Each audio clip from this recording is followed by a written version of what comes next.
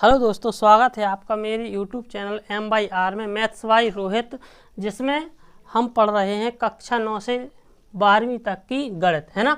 तो जैसा कि आपने पिछली वीडियो में बोला था कि अपन पढ़ेंगे परीक्षा अध्ययन का सॉल्यूशन, तो उसी चरण में हमारी कक्षा 10वीं के अध्याय एक वास्तविक संख्याओं का ये पहला अध्याय, वास्तविक संख्या यह पहला अध्याय है जो परीक्षा अध्ययन का है। इसका सॉल्यूशन अपन पढ़ते हैं।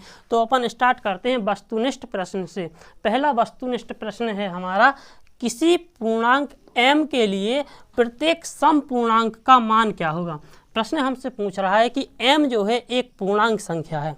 m क्या है? एक पूर्णांक संख्या है। यह सम भी हो सकती है और यह विषम भी हो सकती है।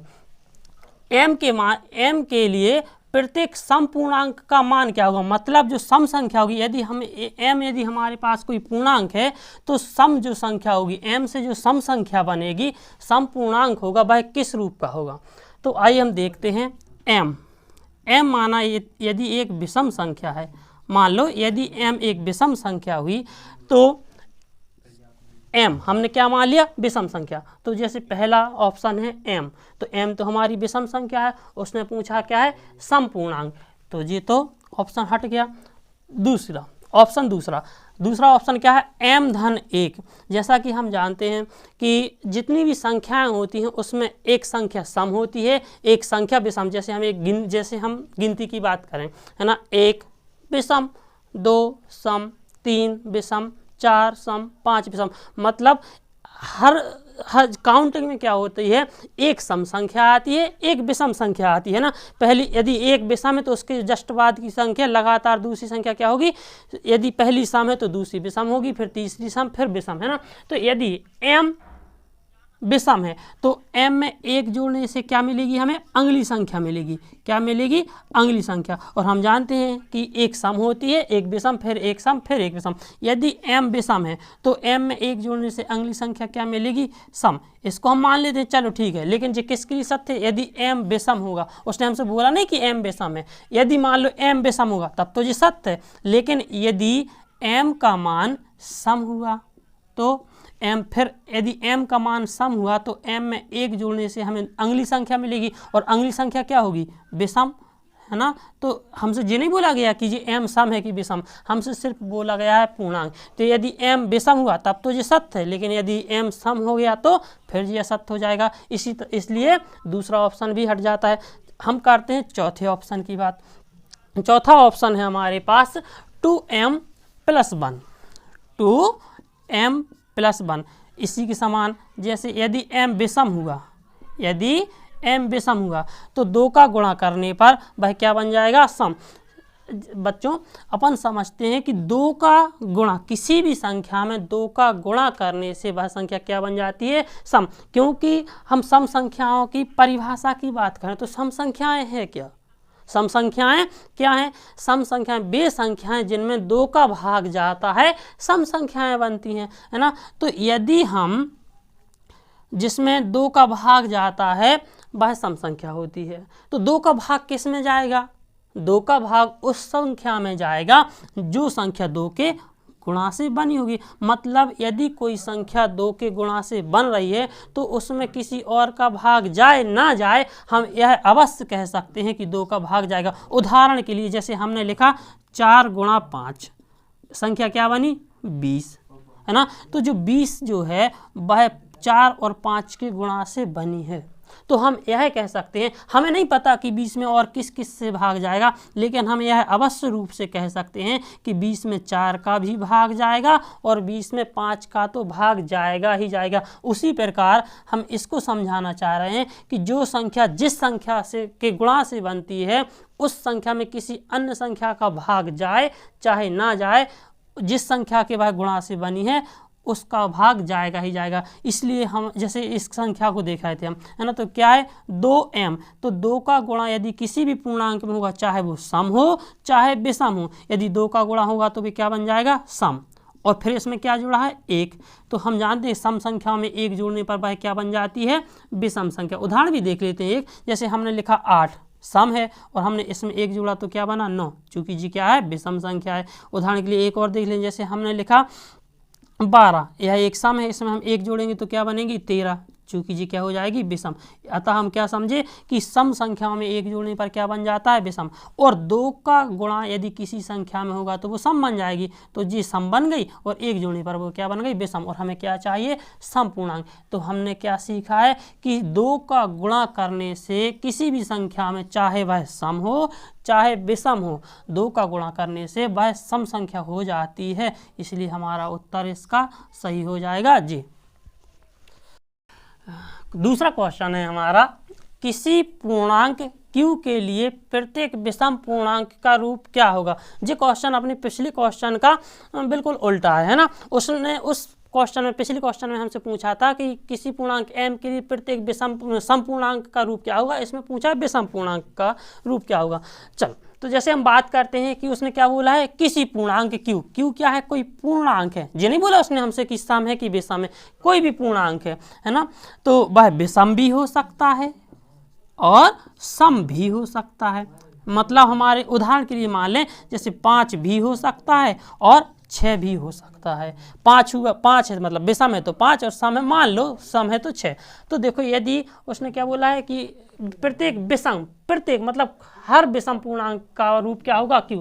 यदि मान लो इसका उत्तर j हुआ तो q का मान क्या होना चाहिए विषम। तो अगर q का मान विषम है तब तो ठीक है, लेकिन यदि q का मान सम हो गया और वो हमसे पूछ क्या रहा है q का मान क्या हो, प्रत्येक q के लिए पूर्णांक q के लिए प्रत्येक विषम प्रत्येक मतलब q का मान क्या होना चाहिए विषम पूर्णांक होना चाहिए। देखो q यदि विषम हुआ तब तो ठीक है, लेकिन यदि q सम हुआ तो है ना, तो जो उत्तर हमारा गलत हो जाएगा। इसकी बात करते हैं q+1।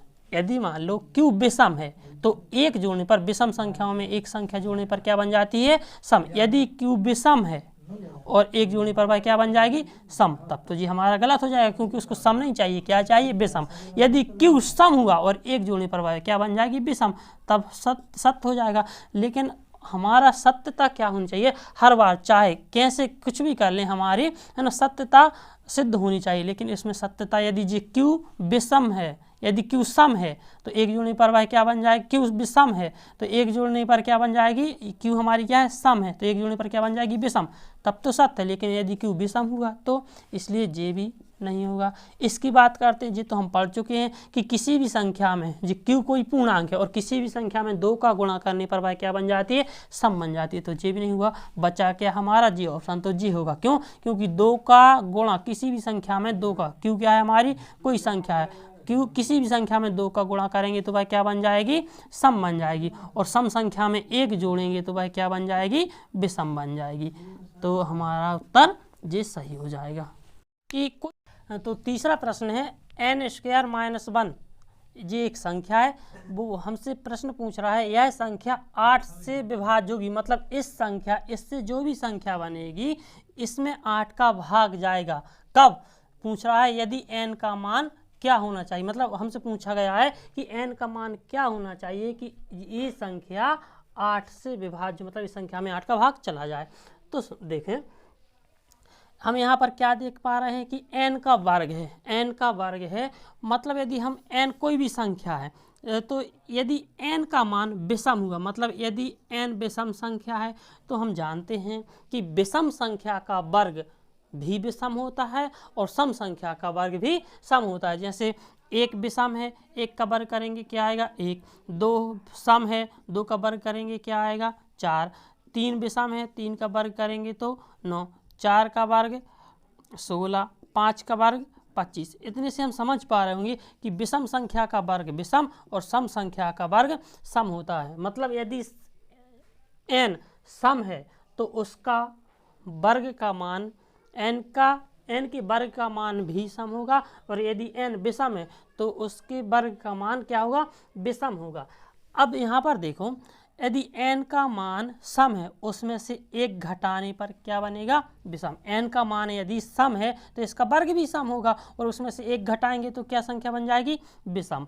तो अब यदि n का मान सम हुआ और उसमें से वर्ग करेंगे तो सम आएगा और 1 घटाएंगे तो विषम आएगा, और हम जानते हैं कि 8 क्या है सम, तो 8 जो है क्या है एक सम संख्या है। तो सम संख्या का भाग हमेशा सम संख्या में जाएगा, और n का मान यदि सम हुआ और इसका वर्ग करने पर n का मान सम है तो इसका वर्ग करेंगे तो सम आएगा, उसमें से एक घटाएंगे तो क्या बन जाएगा, विषम। तो यह संख्या फिर 8 से विभाज्य नहीं होगी। इसका मतलब n का मान क्या होना चाहिए, विषम। क्यों? यदि n का मान विषम होगा तो n का वर्ग करेंगे तब क्या आएगा, विषम आएगा। और विषम में से एक घटाने या एक जोड़ने से वो क्या बन जाती है, सम संख्या बन जाती है। तो n का मान यदि विषम होगा तो उसका वर्ग करेंगे तो क्या आएगा, विषम आएगा, और उसमें से एक घटाएंगे तो क्या बन जाएगा, सम। और सम संख्या 8 से विभाज्य होगी, क्योंकि 8 भी सम है तो सम संख्या से विभाज्य होगी।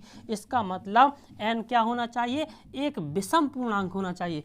सिर्फ एक पूर्णांक, तो एक पूर्णांक में तो सम और विषम दोनों आ जाएंगे, तो ये भी नहीं होगा। एक प्राकृतिक संख्या में तो सम भी आती हैं विषम भी आती हैं, और एक सम पूर्णांक होना नहीं चाहिए, क्योंकि यदि सम हुआ तो वर्ग करने पर सम आएगा और एक घटाने पर विषम आएगा, और विषम संख्या सम संख्या से विभाज्य होगी नहीं, क्योंकि 8 क्या है, सम है।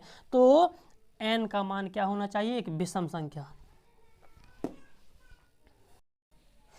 चौथा प्रश्न है, वह बड़ी से बड़ी संख्या जिसमें 70 और 125 के विभाजित करने पर क्रमशः 5 एवं 8 शेषफल बचे। देखो सवाल क्या पूछ रहा है, सवाल ने हमसे पूछा है वह बड़ी से बड़ी संख्या बताइए जिससे हम 70 में भाग दें तो 5 शेषफल बचे, और हम 125 में भाग लगाएं तो 8 शेषफल बचे। मतलब 70 में यदि हम भाग दें, किस संख्या का भाग 70 में दें कि 5 शेषफल बचे। तो देखो हम खुद ही सोचते हैं कि 875 तो 70 से बड़ी है, तो इसका भाग तो लगाने से 5 शेषफल बचेगा नहीं, और जे भी इससे बड़ी है, तो ये दो संख्याएं तो अपन ने पहले ही अलग कर दी। बात करते हैं 65 की। 65 का भाग लगाने पर 70 में 5 तो शेषफल बचेगा, लेकिन 65 का भाग यदि हम 125 में लगाएंगे तो 2 बार तो जाएगा नहीं, क्योंकि 125 से ज़्यादा हो जाएगा। तो बात रह सिर्फ एक ही बार जाएगा, क्योंकि है ना, एक ही बार जाएगा। तो 125 में यदि आप 65 का भाग लगाओगे तो बचाना कितना है, 8, और वो बचेगा 8 से बहुत ज़्यादा, तो ये भी उत्तर नहीं हो सकता है। बचा सिर्फ कौन सा, ए। तो हमारा उत्तर क्या होगा, 13। एक ये तो हमारे थे कैसे, ऑप्शन से डायरेक्ट उत्तर बताने की, लेकिन अपन इसकी डायरेक्ट विधि सीखते हैं कि वास्तव में हम इसको निकालेंगे कैसे। तो देखो उसने क्या पूछा, 70 में भाग लगाए तो 5 शेषफल बचे, और 125 में भाग लगाए तो 8 शेषफल बचे। तो देखो उसको शेषफल जो बचाना है अपन पहले ही अलग कर दें। उसको 70 में से 5 शेषफल बचाना है, हमने 5 अलग कर दिया तो कितना बचा, 65। उसको 125 में से क्या बचाना है, 8 बचाना है, तो 125 में से हम 8 घटा देंगे तो कितना बचेगा, 117। तो अब आप हमें ऐसी संख्या बताओ जिसका भाग 65 में भी जाए और 117 में भी जाए, तो 13 ही है। या फिर इनका HCF क्या पूछ रहा है हमसे, इसका HCF पूछ रहा है, तो हम HCF भी निकाल सकते हैं। HCF कैसे निकालते हैं, है ना, गुणनखंड विधि से ऐसे निकाल लेंगे, अलग अलग क्या करेंगे, उसका गुणनखंड निकाल देंगे। इसके गुणनखंड निकालेंगे तो 5 कम 5, 5 दिया 15 और 13 एकम 13। इसके भाग इसके निकालेंगे तो 3 से 3 तिरका 9 बचा 2, 3 नाम 27, 39। इसमें के 3 एकम 3, 3 तिरका 9 और 13 एकम 13।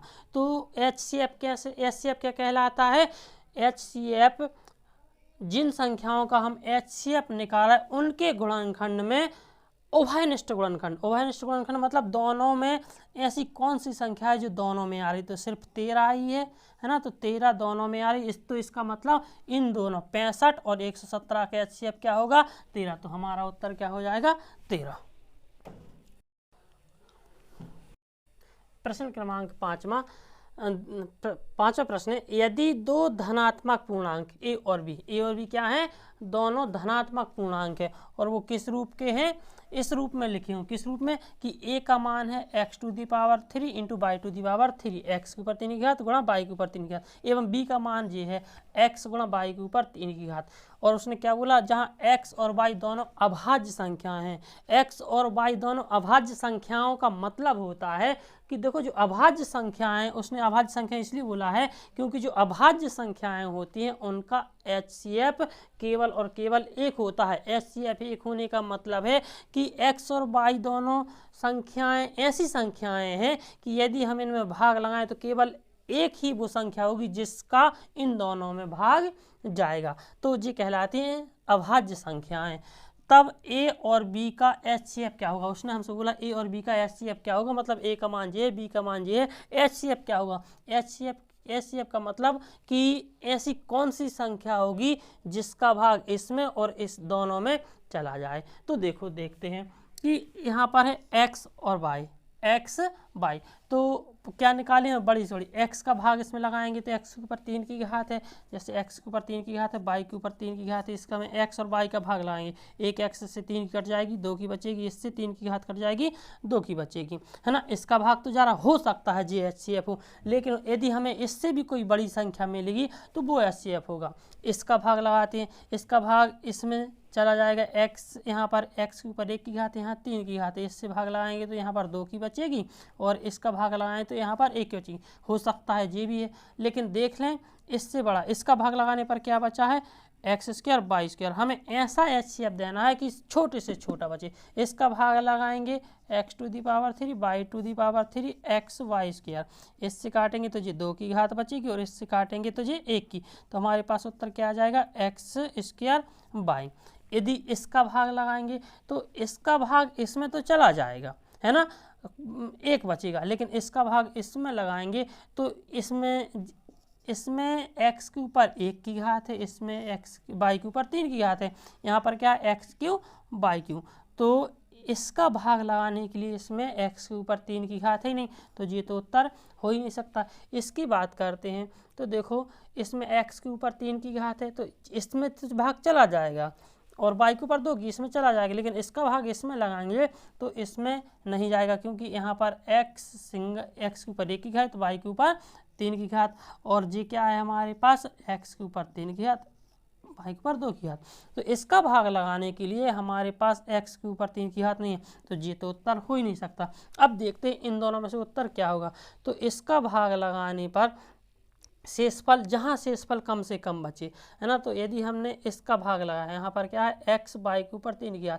तो x इसके पास है, x इसके पास है, लेकिन इसके पास इसका भी भाग जा रहा है, इसका भी भाग जा रहा है, तो इसका भाग लगाएंगे तो y की ज़्यादा की घात बचेगी, इसका भाग लगाएंगे तो y के ऊपर कम की घात बचेगी, तो हमारा उत्तर कौन सा हो जाएगा, जी, ना कि जी, क्योंकि HCF की परिभाषा होती है कि वह बड़े से बड़ा हो, तो इससे बड़ा कौन है, जी है, तो हमारा HCF हो जाएगा जी। प्रश्न छठवां क्या है, यदि दो धनात्मक पूर्णांक p तथा q निम्न p एवं q निम्न की तरह है, मतलब p और q इस प्रकार है कि p बराबर है a इंटू बी का स्क्वायर एवं q बराबर है a q इंटू बी, जहाँ a और b क्या है, अभाज्य संख्या। ये अभाज्य संख्याओं के बारे में हम अभी बता चुके हैं पिछले प्रश्न में। अभाज्य संख्याओं का मतलब क्या होता है, जिनका HCF 1 हो तब LCM होगा, मतलब अभाज्य संख्याओं का मतलब इनमें कोई भी इनका मल्टीपल ओवरनेस्ट मल्टीपल, है ना, कॉमन मल्टीपल नहीं होगा, इनके जो गुणनखंड होंगे उनमें कोई भी गुणनखंड कॉमन नहीं होगा, तब LCM है। तो देखो LCM निकालना है हमें, किसका, इनका, तो क्या करते हैं, LCM का मान क्या होता है, लोअर कॉमन मल्टीपल, मतलब छोटे से छोटा और कॉमन। तो देखो डायरेक्ट निकालने के लिए अपन क्या करते हैं, दोनों में से बड़ी बड़ी घातों को उठा लेते हैं, यहाँ भी ये है, यहाँ भी ये है, यहाँ भी है, यहाँ भी है, तो देखते हैं इसमें एक ही, यहाँ पर एक की घात किस में बड़ी है, इसमें कि इसमें, एक की घात किस में बड़ी है, इसमें, सबसे बड़ी घात क्या है, एक की 3, तो एक के ऊपर 3 की घात, और देख लेते हैं b कहाँ पर बड़ा है, तो हमने देखा कि b कहाँ पर बड़ा है, यहाँ पर बड़ा है, b की घात यहाँ 1 की है, यहाँ की 2 की है, तो अपन सबसे बड़ी घात उठाते हैं, तो b के ऊपर 2 की घात, दोनों में से क्या कर लेंगे, बड़ी बड़ी घातों को हम चुन लेंगे, यहाँ a के ऊपर 3 की यहाँ पर बड़ी है, b के ऊपर यहाँ 2 की, तो बड़ी बड़ी घातों का अपन गुणनफल कर लेंगे, जी हमारा क्या बन जाएगा, LCM। देख लेते हैं, a के ऊपर 3 की घात, b के ऊपर 2 की घात कहाँ है, जी रहा हमारा उत्तर। सेम इसी के समान पिछले सवाल में हम पढ़ क्या है, LCM। तो देखो पिछले सवाल में हमने पढ़ा था a बराबर क्या था हमारे पास, a बराबर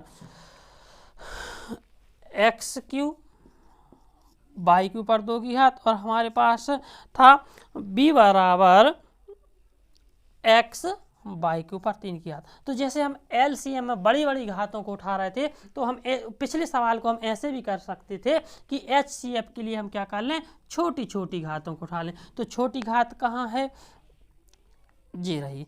सबसे छोटी घात x इसमें है कि इसमें सबसे छोटी घात इसमें है x, x के ऊपर 1 की घात, और y, अब y की बात करते हैं तो y छोटा किसमें है, इसमें कि इसमें जी है, तो y के ऊपर 2, मतलब हम दोनों में से इसमें से हमने क्या उठाया, a और b। कौन, एलसीएम के लिए, बड़ी बड़ी घातों के लिए इनमें से हमें x और y उठाना है। कहाँ से x लेंगे, कहाँ से y, तो HCF में छोटी छोटी घातों को, HCF में छोटी घातों को लेते हैं, एलसीएम में बड़ी, तो छोटी घात x की कहाँ है जी, तो x उठा लिया, छोटी घात y की कहाँ है जी, तो y को, तो HCF हो जाएगा जी। और जी सब। प्रश्न क्रमांक 7वां है वस्तुनिष्ठ प्रश्न का, एक अशून्य परिमेय संख्या। अशून्य परिमेय संख्या का मतलब है ऐसी परिमेय संख्या जो शून्य ना हो। परिमेय संख्या हम जानते हैं जो p/q के रूप की होती है, कोई भी लिख लो, जैसे हमने ये लिख लिया 4/5, कोई भी लिख लो, शून्य ना हो। उसने क्या बोला है, अशून्य। कैसी होनी चाहिए परिमेय संख्या, अशून्य होनी चाहिए, मतलब जो शून्य ना हो। क्या बोला उसने, एक अशून्य परिमेय संख्या जी रही, एवं एक अपरिमेय संख्या। अपरिमेय संख्या हम समझते हैं, हमने समझा था अपरिमेय संख्याएं कि वे संख्याएं जो अंडर रूट के अंदर होती हैं, है ना, और जो पूर्ण वर्ग ना हो, वो क्या होती हैं, अपरिमेय संख्याएं होती हैं। तो उसने क्या बोला है, एक अशून्य परिमेय संख्या एवं एक अपरिमेय संख्या। कोई भी अपरिमेय संख्या ले लें, करणी के अंदर बंद है ना जी, ले लेते हैं, और कोई भी संख्या लिख लें जो पूर्ण वर्ग ना हो, जैसे हमने लिख लिया √11, है ना। तो जब हम इसका गुणा करेंगे तो देखो गुणा क्या होगा, करणी वाली संख्याओं का गुणा कैसे होता है, बाहर का गुणा बाहर है, इस करणी के बाहर क्या है, 1 है, 1 का गुणा होगा 4 में, तो 4 × 4, और यहाँ पर करणी है नहीं तो डाट क्या आ जाएगी, करणी 11/5। तो देखो ये तो हमारे पास परिमेय संख्या थी, लेकिन इसके साथ क्या जुड़ गई, इसके साथ क्या आ गई, अपरिमेय संख्या।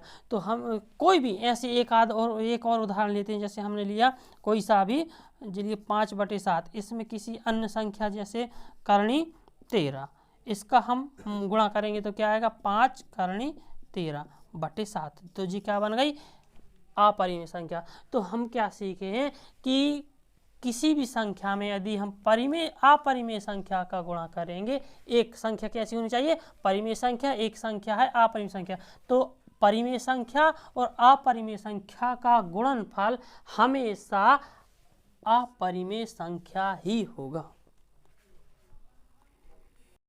वस्तुनिष्ठ प्रश्न का प्रश्न क्रमांक 8 है, वह छोटी से छोटी संख्या जो 1 से 10 तक की सभी संख्याओं से विभाज्य हो। प्रश्न ने हमसे क्या पूछा है, वह छोटी से छोटी संख्या बतानी है जो संख्या 1 से लेकर 10 तक, 1 से लेकर 10 तक मतलब 1 2 3 4 5 6 7 8 9 और 10, इन सभी से क्या हो जाए, विभाज्य हो जाए। मतलब वो हमसे 1 से लेकर 10 तक की सभी संख्याओं का एलसीएम पूछ रहा है। तो देखो एलसीएम निकालने से पहले हम इसको स्मार्ट तरीके से करें। इसको देखो, ऐसी संख्या बतानी है जिसमें 1 से लेकर 10 तक की सभी संख्याओं का भाग चला जाए। तो सबसे पहले अपन इस ऑप्शन को हटा दें, क्यों, क्योंकि 10 से भाग कब जाएगा। इसमें हमें इस सवाल को हल करने के लिए यदि हमें विभाज्यता के नियम पता है तो हम बहुत आसानी से कर लेंगे। 10 का भाग कब जाएगा, जब पीछे इकाई का अंक क्या हो, 0, तो ये संख्या तो हो ही नहीं सकती, एक ऑप्शन अपना हट गया। दूसरी बात, 1 से लेकर 10 तक की संख्याओं से विभाज्य, मतलब 8 से भी विभाज्य हो, 9 से भी विभाज्य हो, तो 10 जो है, 10 में ना ही 3 का भाग जाएगा, ना 4 का जाएगा, ना 6 का जाएगा, ना 7 का, तो ये भी अलग कर देते हैं। हम जानते हैं 9 का भी पूरी बार भाग नहीं जाएगा, तो ये भी संख्या हट गई। बची हमारी कौन सी संख्या, सिर्फ जी, तो जी हमारा क्या हो जाएगा, उत्तर हो जाएगा। 9वां प्रश्न क्या है, 96 और 404 का HCF क्या होगा। तो HCF अपन कैसे निकालते हैं, HCF का मतलब होता है अपन को ऐसी संख्या बतानी है जिसका भाग 96 में चला जाए और 404 में चला जाए। तो अब आप ही बताओ, यदि 96 में भाग लगाना है तो कम से कम वह संख्या 96 या 96 से छोटी होनी चाहिए। तो जी संख्या 120 है, तो जी तो अपन ने डायरेक्ट ही काट दिया, है ना, बचे जी, है ना। तो देखो अब 96 में भाग जाएगा तो 10 का तो भाग जा नहीं सकता 96 में, क्यों, क्योंकि 10 का भाग जाने के लिए 10 का भाग कब जाएगा, जब इकाई का अंक 0 हो। तो ना इसमें इकाई का अंक 0, ना इसमें इकाई का अंक 0, तो 2 ऑप्शन तो हम ऐसे भी काट सकते हैं, है ना। बच गए हमारे सिर्फ 2 ऑप्शन। तो आप चाहो तो डायरेक्ट इनका फिर उत्तर ही निकाल लो। यदि ऐसे ही काटना है, यदि आपको विभाज्यता के नियम आते हैं तो अपन विभाज्यता के नियम से भी कर सकते हैं। विभाज्यता का नियम जैसे 3 की विभाज्यता का नियम क्या है, यदि अंकों के योग में अंकों को जोड़ने पर जो उत्तर आता है उसमें 3 का भाग जा रहा है तो संख्या में भी 3 का भाग जाएगा। तो देखो हमने यहाँ से 4 0 और 4 इनको जोड़ा, 4 और 0 4 और 4 में 4 कितने हो जाएंगे 8, तो 8 आ गया। 8 में 3 का भाग जाता है, नहीं जाता। तो अगर इनकी संख्याओं के जोड़ना में 3 का भाग नहीं जा रहा है तो इन संख्याओं में भी 3 का भाग नहीं जाएगा। तो ये भी हमारा ऑप्शन हट गया। और उत्तर कौन सा बच गया, सिर्फ हमारा जी। या तो आप ऐसे कर सकते हो या फिर आप डायरेक्ट इसका क्या निकाल दो, एलसीएम सॉरी एचसीएफ निकाल दो। कैसे निकाल सकते हैं, हमारे पास 2 तरीके हैं, क्या अलग अलग दोनों के गुणनखंड निकाल दें, है ना। निकाल देते हैं। 3 2 से भाग लगाएं, 2 चौके 8, 2 8 16, 2 दूनी 4, 2 चौके 8, 2 एकम 2, 2 दूनी 4 और 2 6 12, 2 3 6 और 3 एकम 3। इसमें भाग लगाएं 2 से, 2 दूनी 4 0, 2 दूनी 4, 2 से 2 एकम 2 0, 2 एकम 2। अब 101 में किससे भाग जाएगा, किसी भी संख्या का 101 में भाग नहीं जाता, 101 का 101 में ही जाएगा। तो अब एचसीएफ क्या होगा, जिनका जोड़ा बनेगा सिर्फ हम वही लिखेंगे। 2 का 1 जोड़ा बना तो 1 2 लिखे, 2 का 1 जोड़ा बना तो 1 2 लिखे, सिर्फ 2 ही बने तो 2 दूनी 4। तो हमारा एचसीएफ क्या हो जाएगा, ऐसे भी निकाल सकते हैं 4। वही सवाल इसमें पूछा है। 10वां सवाल है 6 और 20 का एचसीएफ क्या होगा। तो एचसीएफ पूछा, एचसीएफ का मतलब है ऐसी संख्या बताना है कि जिसका 6 और 20 में भाग जाए। अब 6 और 20 में भाग जाने के लिए जो हमारे पास सबसे छोटी संख्या है या तो वही एचसीएफ होगी या उससे छोटा एचसीएफ होगा। तो देखो ये तो एचसीएफ हो नहीं सकता और सबसे छोटी संख्या हमारी क्या है 6, तो 6 में 20 का भाग कैसे जाएगा, तो ये भी नहीं हो सकता। बच गया हमारा क्या 6 और 2। तो एचसीएफ का मतलब होता है जो भी संख्या एचसीएफ हुई उसका भाग इन दोनों में जाएगा। तो हम जानते हैं 6 का भाग 20 में नहीं जाता, तो ये संख्या भी नहीं हो सकती। बच गई 2, 2 का भाग भी 6 में जाएगा और 2 का भाग 20 में भी जाएगा। तो हमारा एचसीएफ हो जाएगा 2। वस्तुनिष्ठ प्रश्न में हम पढ़ते हैं रिक्त स्थान, है ना। रिक्त स्थान का पहला क्वेश्चन है √p। इसको पढ़ते हैं अंडर रूट के अंदर क्या लिखा है p, तो इसको बोलेंगे √p या करनी के अंदर p। √p जहाँ p एक अभाज्य संख्या होती है, एक खाली स्थान संख्या कहलाती है। तो देखो जी क्या है, जो p है, p क्या बोला उसने, क्या होनी चाहिए, एक अभाज्य संख्या होनी चाहिए। p क्या होनी चाहिए, एक अभाज्य संख्या होनी चाहिए और वो करनी के अंदर क्या है, बंद है। तो देखो यदि कोई संख्या करनी के अंदर बंद है और वो कैसी है, अभाज्य संख्या है, मतलब इसके कोई गुणनखंड नहीं निकलेंगे। अभाज्य संख्या के क्या होते हैं, अभाज्य संख्या क्या कहलाती है, जिसका कोई गुणनखंड नहीं होता है, उसके गुणनखंड सिर्फ वही संख्या और एक गुणनखंड होते हैं। तो करनी के अंदर p क्या है, करनी के अंदर, और p क्या है, एक अभाज्य संख्या, मतलब इस p कोई ऐसी संख्या होगी जिसके कोई गुणनखंड नहीं निकलेंगे। जब कोई गुणनखंड नहीं निकलेंगे तो जो p किसी संख्या का वर्ग नहीं हो सकती, है ना। यदि p किसी संख्या का वर्ग होती तो वो वर्ग से अपनी करनी काट लेती और बाहर निकल आती, है ना। तो बाहर निकल आती तो वह क्या बन जाती, परिमेय संख्या। लेकिन p क्या है, एक अभाज्य संख्या, मतलब वह किसी संख्या का वर्ग हो नहीं सकती, वर्ग नहीं होगी तो वह वर्ग से करनी भी नहीं कटेगी, मतलब वह अपनी करनी काट नहीं पाएगी। तो p हमेशा अंडर रूट के अंदर ही रहेगा। तो ऐसी संख्याएं क्या कहलाती हैं, अपरिमेय संख्याएं। तो इसका उत्तर क्या हो जाएगा, अपरिमेय संख्या।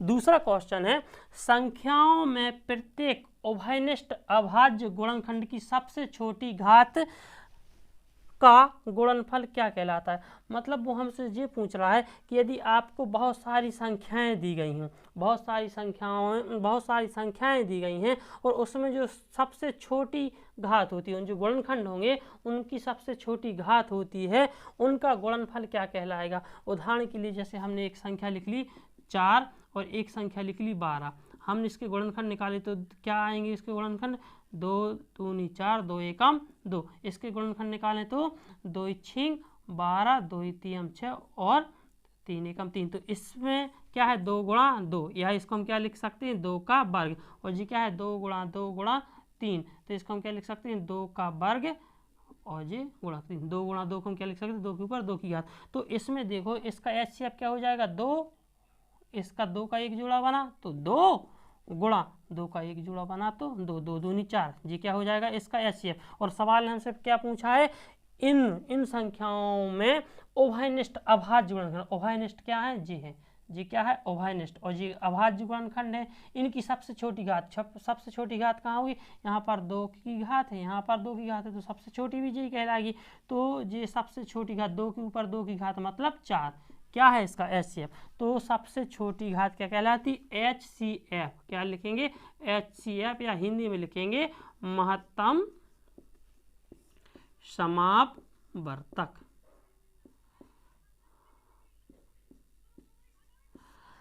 तीसरा क्वेश्चन क्या है, संख्याओं में संबंध प्रत्येक अभाज्य गुणनखंडों की सबसे बड़ी घात। जैसे सबसे छोटी घात क्या कहलाती थी, महत्तम समावर्तक, तो सबसे बड़ी घात क्या कहलाएगी, लघुत्तम समावर्तक। शॉर्ट में बोलेंगे LCM, लिखेंगे इसको हिंदी में लघुत्तम समावर्तक। चौथा प्रश्न, कोई संख्या P/Q जहां P एवं Q परस्पर अभाज्य पूर्णांक है, जहां Q नॉट इक्वल है 0 के। तो आपको साफ साफ दिख रहा होगा जी, अपन पढ़ चुके हैं जी, किसकी परिभाषा लिखी है, परिमेय संख्याओं की। तो जी क्या हो जाएंगी, परिमेय संख्याएं, सीधी सीधी लिखी है परिमेय संख्याओं की परिभाषा, परिमेय संख्या।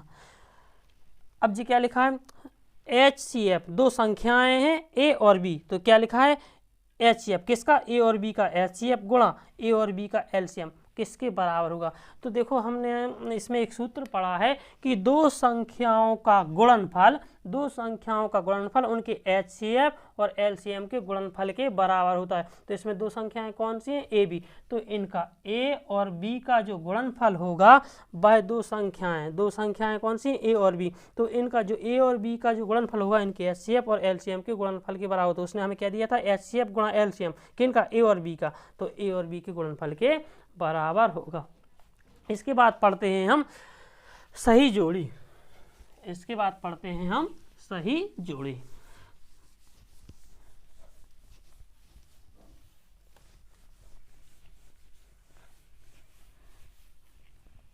तो सही जोड़ी में पहली है 2n धन 1 होगी जहां n कोई धन पूर्णांक है। n क्या है, जहां n एक धन पूर्णांक है।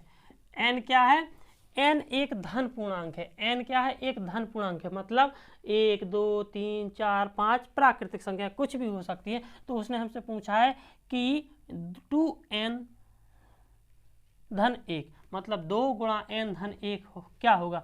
तो देखो हम जानते हैं कि किसी भी संख्या में 2 का गुणा करने से वह क्या संख्या बन जाती है, चाहे हम सम संख्या ले लें, जैसे हमने ले ली 4, और चाहे हम विषम संख्या ले लें, तो चाहे सम संख्या हो चाहे विषम संख्या हो, 2 का गुणा करने से क्या बन जाती है वह सम संख्या। 4 दूनी 8, 5 दूनी 10 है ना। तो चाहे सम संख्या हो चाहे विषम संख्या हो, उसमें 2 का गुणा करने से क्या बन जाती है, सम संख्या। तो जी क्या लिखा है, 2, n का मान कुछ भी हो, n का मान कुछ भी हो, लेकिन 2 का गुणा करने से क्या बन जाएगी, सम संख्या बन जाएगी। और यहाँ कर क्या लिखा है, धन 1, जैसे ही हम उसमें 1 जोड़ेंगे है ना, तो हम जानते हैं कि संख्याओं में जो अपन हमारी काउंटिंग होती है, जो गिनती होती है ना, तो अपन क्या करते हैं, एक संख्या क्या होती है हमारी सम, एक संख्या विषम, फिर सम, फिर विषम, फिर सम, फिर विषम। तो 2 का गुणा करने से क्या बन जाएगी, सम, और जैसे 1 जोड़ेंगे तो क्या बन जाएगी, विषम। तो इसका क्या उत्तर हो जाएगा, 2n धन 1, जहाँ n कोई एक धन पूर्णांक है, जी कौन सी संख्या बनाएगी, जी एक विषम संख्या बनाएगी। इसकी सही जोड़ी किससे मिल जाएगी, विषम संख्या से, विषम संख्या से। दूसरी सही जोड़ी है 2m, जहां m कोई धन पूर्णांक है। तो देखो 2m, उसने क्या बोला, जे 2m क्या होगा, जहां m जो है कोई धन पूर्णांक है, m कोई धन पूर्णांक है मतलब m कोई भी संख्या 1 2 3 4 5 प्राकृतिक संख्या। प्राकृतिक संख्या क्या कहलाती है, धन पूर्णांक संख्याओं को ही क्या कहते हैं, प्राकृतिक संख्या कहते हैं। तो m का मान क्या है, कोई प्राकृतिक संख्या, 1 हो, 2, 3, 4, 5, 6, 7, कुछ भी हो, एक से लेके कहाँ तक, अनंत तक m का मान है। तो उसने बोला है कि 2m का मान क्या होगा। यदि m का मान 1 2 3 4 5 6 7 8 कुछ भी हो तो 2m का मान क्या होगा। तो हम जानते हैं किसी भी संख्या में, चाहे वो विषम हो चाहे सम हो, 2 का गुणा करने से, 2 का गुणा क्यों करेंगे, m का मान तुम कुछ भी मानो, चाहे 3 मानो या 4 मानो, चाहे सम मानो चाहे विषम मानो, जैसे ही उसका गुणा 2 में होगा तो वह संख्या क्या बन जाएगी, सम संख्या बन जाएगी। 2 का गुणा होने से कोई भी संख्या हो, चाहे सम चाहे विषम, वह क्या बन जाती है, सम संख्या बन जाती है। तो 2m, जहाँ m कोई धन पूर्णांक एक कौन सी संख्या होगी, सम संख्या होगी। क्या होगी, एक सम संख्या होगी। चल ठीक है। तीसरा है धन पूर्णांक।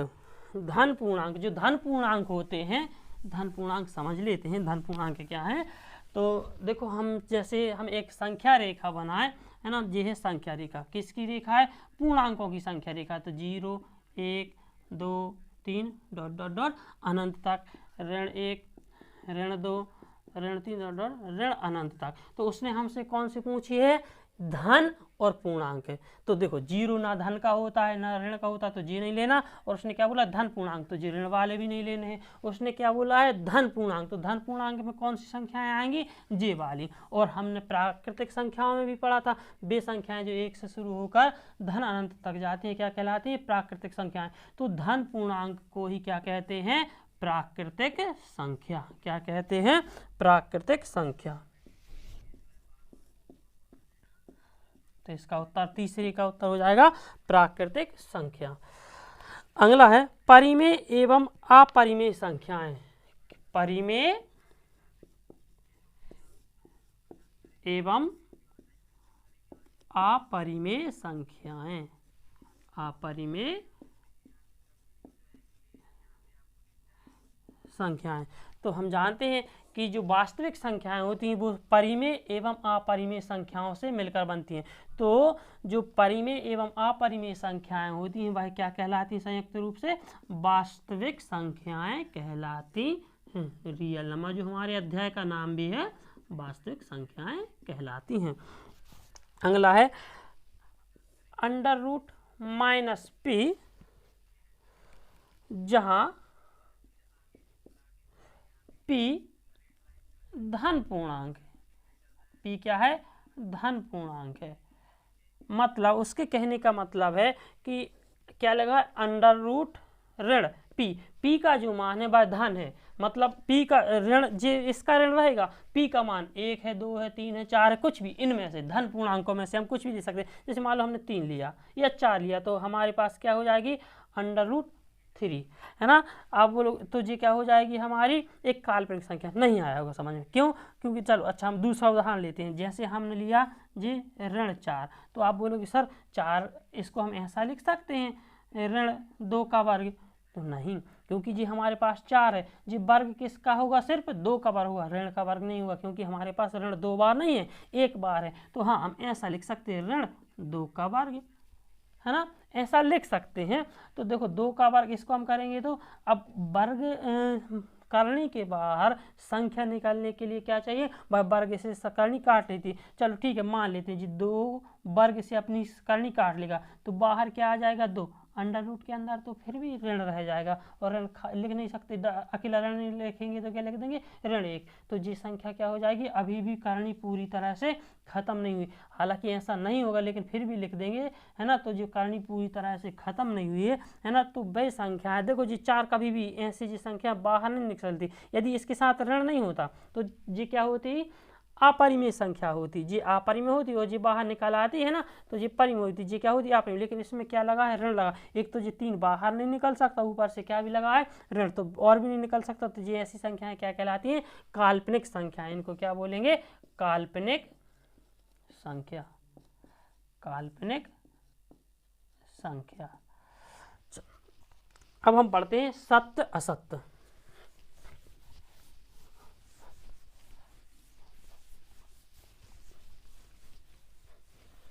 पढ़ते हैं सत्य असत्य। तो पहला है हमारा प्रत्येक प्राकृतिक एक पूर्ण संख्या होती है। क्या है? प्रत्येक प्राकृतिक एक पूर्ण संख्या होती है। उसने हमसे क्या बोला है सवाल ने कि प्रत्येक प्राकृतिक जो संख्या होती है पूर्ण संख्या होती है। देखो प्राकृतिक संख्या क्या कहलाती है, हम संख्या रेखा बना लेते हैं। तो जी हमने बनाई संख्या रेखा, तो इस पर हम क्या लिखते हैं? प्राकृतिक संख्या। प्राकृतिक संख्या क्या कहलाती हैं? वे संख्याएं जो एक से शुरू होकर धन अनंत तक जाती हैं प्राकृतिक संख्याएं कहलाती। तो 1 2 3 डॉट डॉट डॉट जी, है ना, जी क्या कहलाती हैं? प्राकृतिक संख्याएं। और हमने उसने हमसे क्या पूछा कि जो प्रत्येक प्राकृतिक संख्या मतलब जितनी भी प्राकृतिक संख्याएं होती हैं पूर्ण संख्याएं होती हैं। तो देखो जी है प्राकृतिक संख्या। यदि हम पूर्ण संख्या की बात करें तो पूर्ण संख्या क्या कहलाती हैं? यदि हम इन्हीं प्राकृतिक संख्याओं के समूह में क्या और शामिल कर दें? 0 और शामिल कर दें तो ये क्या हो गई? पूर्ण संख्या। तो ये क्या कहलाएंगे? अब पूर्ण संख्या। तो उसने हमसे क्या बोला है? प्रत्येक प्राकृतिक संख्या मतलब जितनी भी प्राकृतिक संख्याएं ये पूर्ण संख्याएं कहलाती हैं। हाँ, तो ये इतनी है प्राकृतिक संख्याएं, ये है प्राकृतिक संख्याएं और यहाँ से मिला के यहाँ तक है ये क्या? पूर्ण संख्या। तो जितनी भी प्राकृतिक संख्या है वो पूर्ण संख्या में आ रही है। हाँ, तो प्रत्येक प्राकृतिक संख्या पूर्ण संख्या होती है। जी क्या हो जाएगा? सत्य हो जाएगा। इसी सवाल में यदि हमसे उल्टा पूछता कि प्रत्येक पूर्ण संख्या, यहाँ पर लिख देता पूर्ण, यहाँ पर लिख देता प्राकृतिक, प्रत्येक पूर्ण संख्या प्राकृतिक संख्या होती है, तो वह असत्य हो जाता। क्यों? क्योंकि प्रत्येक पूर्ण में 0 भी आएगा, है ना। तो 0 जो है वह पूर्ण तो होगा लेकिन प्राकृतिक नहीं होगा। तो प्रत्येक पूर्ण संख्या मतलब जितनी भी पूर्ण संख्याएं सभी प्राकृतिक होती हैं। तो कहाँ होती हैं? क्योंकि प्राकृतिक संख्याएं 1 से शुरू होती हैं, पूर्ण संख्याएं 0 से शुरू होती हैं। तो सभी पूर्ण संख्या, सभी में 0 भी आता है, तो सभी पूर्ण संख्याएं प्राकृतिक संख्याएं नहीं होती, लेकिन सभी प्राकृतिक संख्याएं पूर्ण संख्याएं होती हैं। दूसरा क्वेश्चन पढ़ते हैं, इसका क्या है?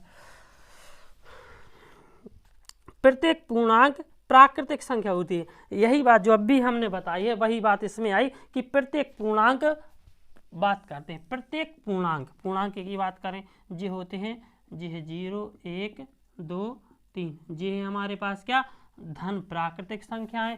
0 शामिल किया तो जी पूर्ण संख्या है, ऋण 1 ऋण 2 ऋण 3 डॉट डॉट ऋण अनंत तक। तो जी क्या है हमारे पास?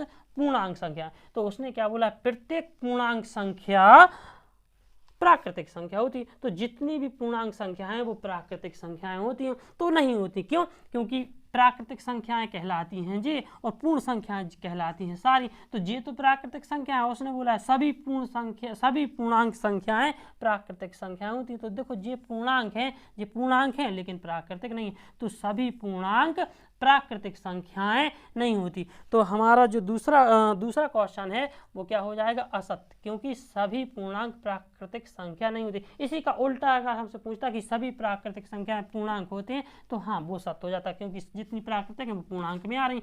लेकिन प्राकृतिक संख्याओं में देखो, हम प्राकृतिक संख्याओं की बात करें तो प्राकृतिक संख्या में पूर्णांक नहीं आ रही, सिर्फ प्राकृतिक संख्याएं जे होती हैं। नेक्स्ट बात करते हैं, क्वेश्चन है प्रत्येक परिमेय संख्या वास्तविक संख्या होती है। उसने पूछा है प्रत्येक परिमेय संख्या। देखो तो हमने क्या पढ़ा? जो वास्तविक संख्याएं होती हैं, वास्तविक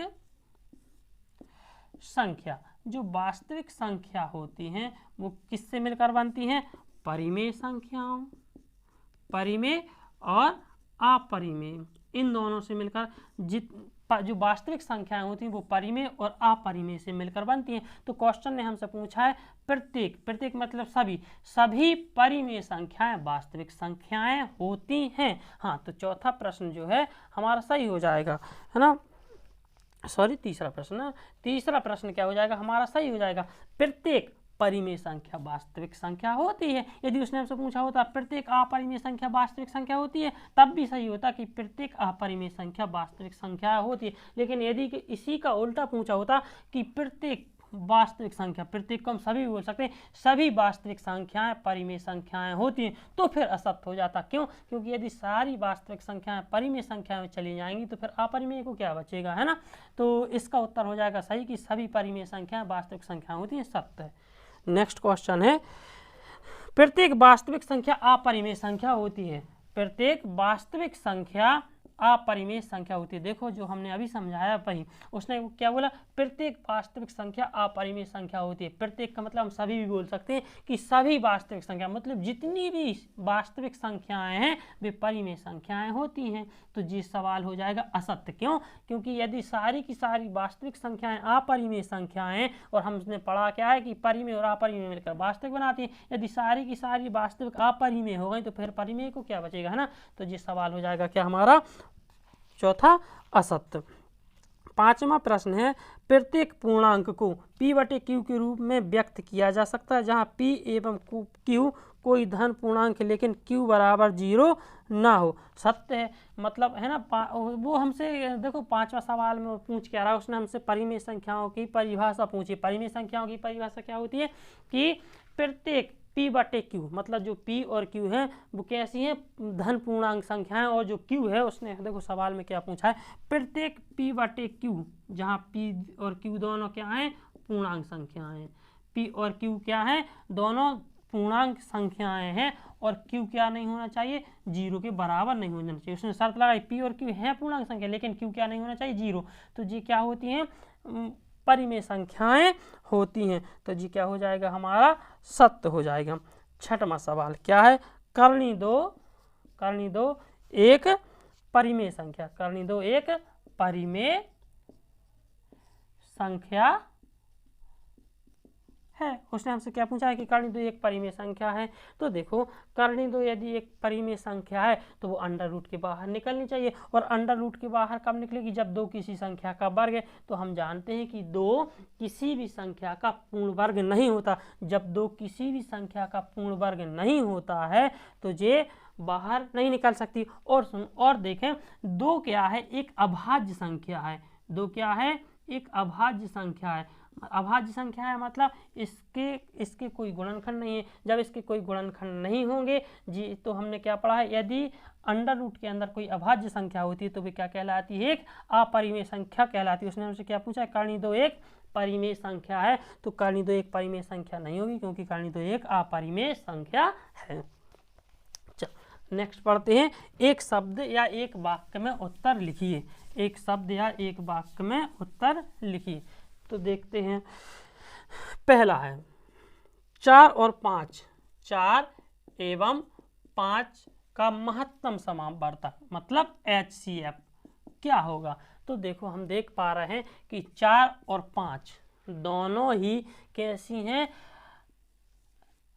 4 एवं 5 जो हैं इनमें इन दोनों के यदि हम गुणनखंड निकालें तो इनके दोनों के गुणनखंड में कोई भी गुणनखंड ऐसा नहीं होगा जो उभयनिष्ठ हो। तो इन दोनों के गुणनखंडों में कोई भी गुणनखंड उभयनिष्ठ नहीं है। सिर्फ क्या होगा, एक और एक, मात्र एक और एक ऐसा गुणनखंड होगा जो दोनों उभयनिष्ठ है। तो इनका HCF क्या हो जाएगा, एक और एक। या हम ये बोल सकते हैं यदि दो संख्याएं सहअभाज्य संख्याएं हैं, सहअभाज्य संख्याओं का मतलब है एक भाज्य एक अभाज्य, तो ऐसी संख्याओं का क्या बोलते हैं, सहअभाज्य। तो जो सहअभाज्य संख्याएं होती हैं उनका HCF हमेशा एक होता है। दूसरा प्रश्न है, 3 और 12 का LCM। 3 और 12 का LCM क्या होगा। तो LCM से हम समझते हैं ऐसी संख्या जिसमें दी हुई सभी दोनों संख्याओं का भाग चला जाए, और वह कैसे है, छोटा। तो या तो हम डायरेक्ट निकाल सकते हैं, हम बता सकते हैं, हमने आपको पिछली वीडियो में बताया था कि LCM या तो सबसे बड़ी संख्या ही होगी या उसका कोई मल्टीपल। तो हम चेक कर लेते हैं LCM क्या है, कि LCM एक ऐसी संख्या होनी चाहिए जिसमें दोनों का भाग चला जाए। तो 12 में 3 का भाग जाता है, 12 में 12 का भाग जाता है, तो इसका LCM क्या हो जाएगा, 12। यदि ऐसे नहीं बनता है किसी से तो हम ऐसे निकाल लेंगे गुणनखंड विधि से। 2 का 3 में नहीं जाएगा तो 3 ज्यों करते हो, 2 का 12 में जाएगा तो 2 6 12, 2 का फिर लगाएंगे, 3 में नहीं जाएगा तो ज्यों करते हैं 6 में चला जाएगा, 2 3 6। अब किसका लगा दे, 3 1 3, 3 1 3, जो बचे इनका गुणा कर दें, 2 गुणा 2 गुणा 3, तो 3 दूनी 6, 6 दूनी 12, 12 हमारा क्या हो जाएगा, LCM हो जाएगा। अगला है, दो संख्याएं A और B, दो संख्याएं हैं A और B। तो हमसे क्या बोल रहा है, यदि इनका LCM एवं इनका HCF, इनका जो LCM है A और B, इनका जो एलसीएम है ना, इनका जो एलसीएम है वो क्या है, x है, और इनका जो HCF है वह क्या है, y है।